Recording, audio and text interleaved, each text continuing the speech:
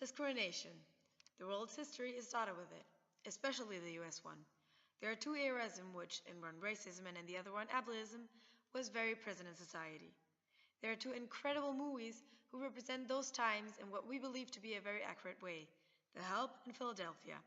They both handle topics with extreme care while still making it easy to relate and empathize with the different characters. So let's start with The Help.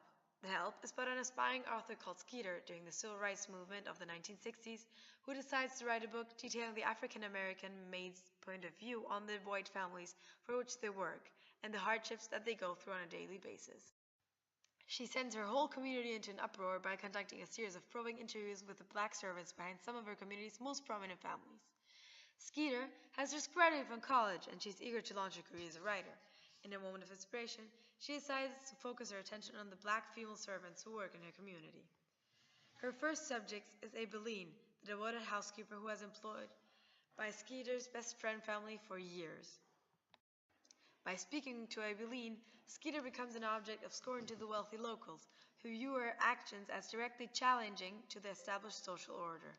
Before long, even more servants are coming forward to tell their stories, and Skeeter discovers that friendship can blossom under the most unlikely of circumstances. There are different moral issues in both movies. The Help has, for example, class. Skeeter belongs to an allied social group in her town. She's the secretary of the Junior League. All these ladies, except Skeeter, are married housewives that retain domestic help. Their days are spent at lunches, bridge dates, and numbers club events. The domestic help, in turn, are charged with the raising of the children and all domestic responsibilities of cooking and cleaning. Immediately, there is a tension in the group because Skeeter does not fit in this mold. While she would like to have a boyfriend, she's not tied to the compunction of men for her identify. This independence is threatening to the president of the Junior League and Skeeter's best friend, Hilly.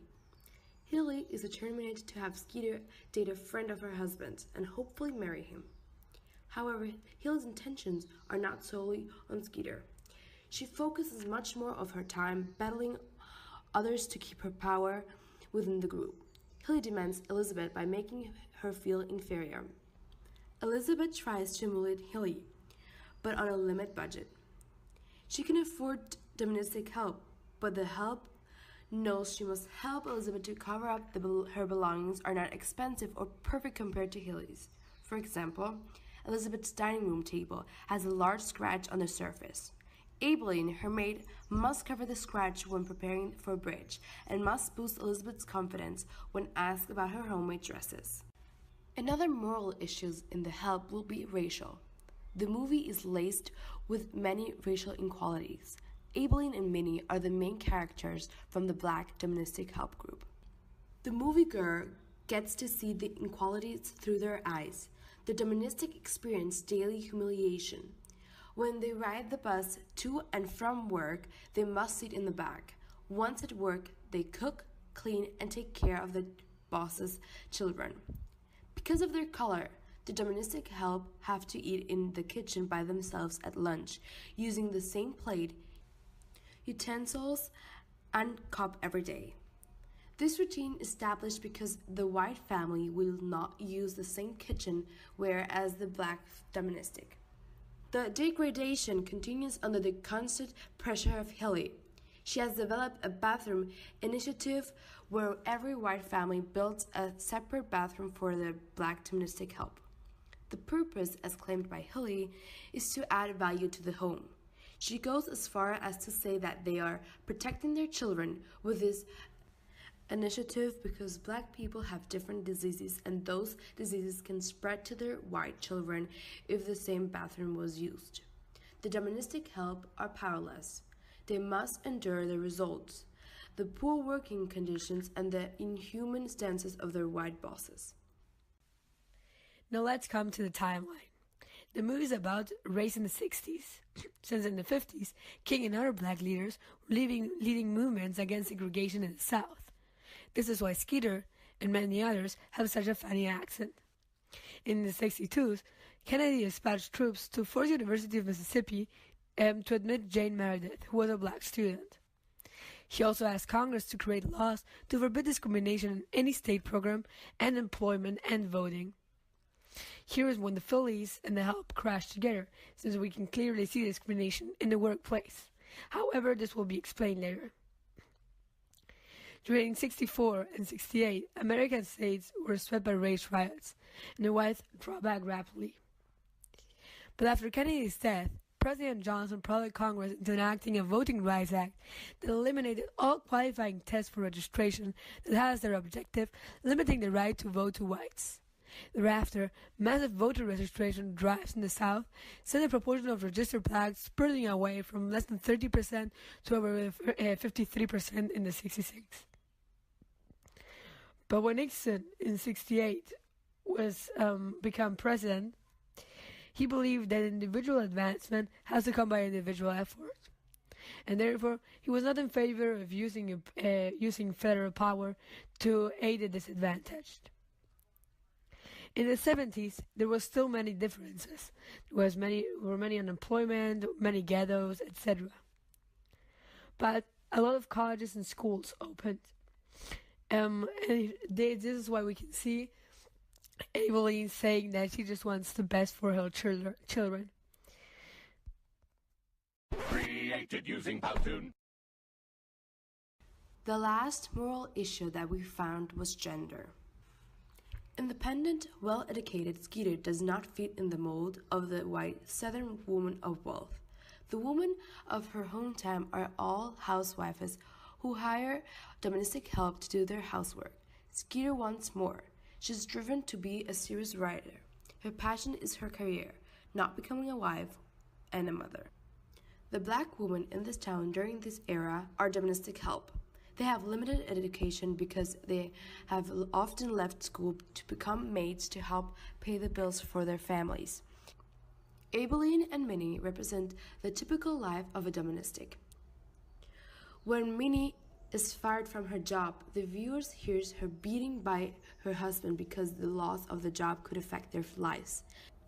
Her husband receives no repercussion for hurting her. So let's finish off The Help. The Help is a very powerful movie. The possibilities to discuss class, race, and gender inequalities were endless. Each theme can be related to events that are going on now in our world. People of all races, ethnicities, and genders are being persecuted. Hopefully, there are people like Skeeter, Abilene, and Minnie who are willing to risk everything in order to inspire change. Leaders cannot cause change overnight, but constant exposure to the right thing can cause discussion and action in others. Thus, a movement can be stimulated by one person's courage to think differently. Now let's come to the second movie, Philadelphia.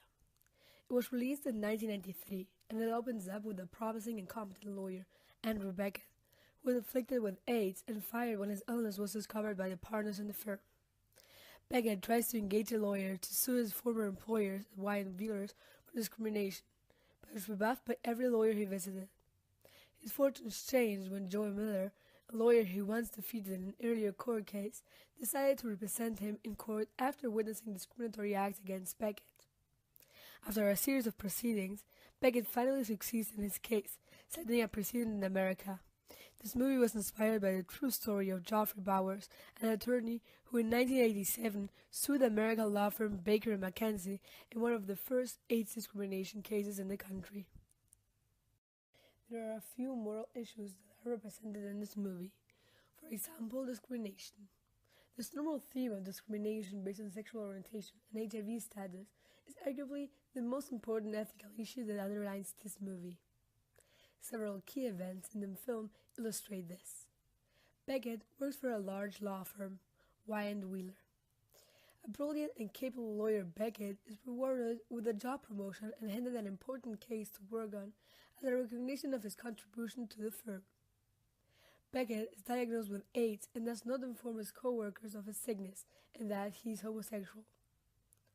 After some of the senior partners were made aware of his sickness, he was wrongfully accused of misfilling important documents and was abruptly fired from his job. Accordingly, the capricious attitudes of the senior partners suggest that Beckett was unfairly dismissed because of his HIV status and sexual orientation, and not his alleged incompetence. At the scene in the library where Beckett was researching on his case, the librarian realizes that Beckett has AIDS and currently suggests that he retire to a private room.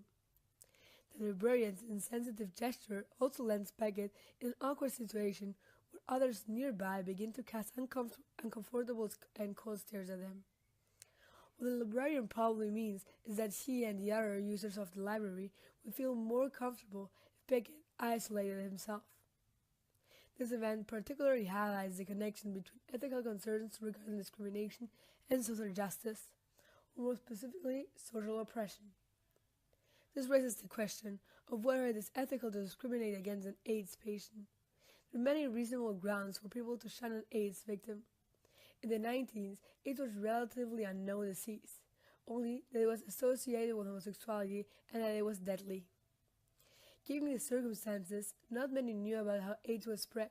Hence, it seemed prudent and even justifiable to stay away from the source. Not only that, most inhabitants of Philadelphia subscribed to a moral code, which seemed to derogate homosexuality. What is seen as discrimination now was merely the public expressing their freedom of thoughts and showing emotions and may not have been unethical. However, compelling the reasons were, it still does not detract from the fact that such expressions were also invading the principles of justice where all men are created equal. This movie also highlights the ethical issues of lying. Is it morally right for Beckett to conceal his homosexuality and illness from his company? Has the principle of honesty been infringed upon in this instance? In addressing these questions, we will first need to consider the extent of which Beckett is obliged to disclose the intimate details of his personal life to the firm. An employee is contractually required to uphold and promote the interests of his employer, such as performing well in the assigned position in return for an agreed salary and benefits package. Therefore, if certain characteristics of an employee would in some way or another contravene the interests of the firm, then it most certainly possesses a right to access this information. Although Beckett's sexual orientation seems highly unlikely to interfere with his job performance, it is a different story with regards to his illness.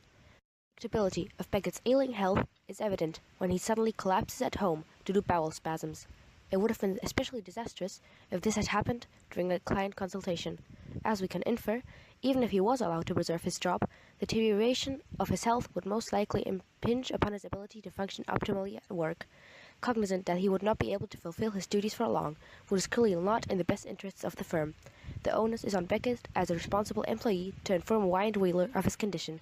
Beckett's withholding of the truth may thus be interpreted as a dishonest behavior and a breach of fiduciary duty. The conclusion would be, Philadelphia is a beautiful movie which showed perceptive insight into an AIDS victim perceptively in a poetic sort of way. The ethical dilemmas present in the movie were dilemmas faced by the public but had never thought out deeply. The dilemma of discrimination brought up in this movie is still very relevant today, and this movie may serve as a good starting point for those who wish to study the ethics of discrimination. One must note, however, that as culture evolves towards the acceptance of homosexuality as a way of life, the ethics of the movie would evolve along with it. The most noticeable similarity between both films is the obvious discrimination against minorities, which in these cases are black people and homosexuals, specifically those with AIDS. Once these minorities try to speak up, they're silenced by the majority. An example would be when one of the maids, Minnie, gets fired by her boss, Hilly, for using the bathroom meant for the white family. Hilly had told her to go to the bathroom outside, although it was raining heavily, so Minnie goes inside, thus getting fired. She then has a hard time finding another job, as Hilly spread a rumor of her stealing. As for Andrew, he has been fired from his job as a lawyer at Wyatt Wheeler after being promoted for having AIDS. Due to the prejudice towards homosexuals and the people with this disease, he couldn't find a lawyer until Joe Miller decided to represent him. Both cases find a representative from a majority to help them. The black maids find a white author, Skeeter, while Andrew hires the heterosexual Joe Miller to represent him in the court. Created using Powtoon.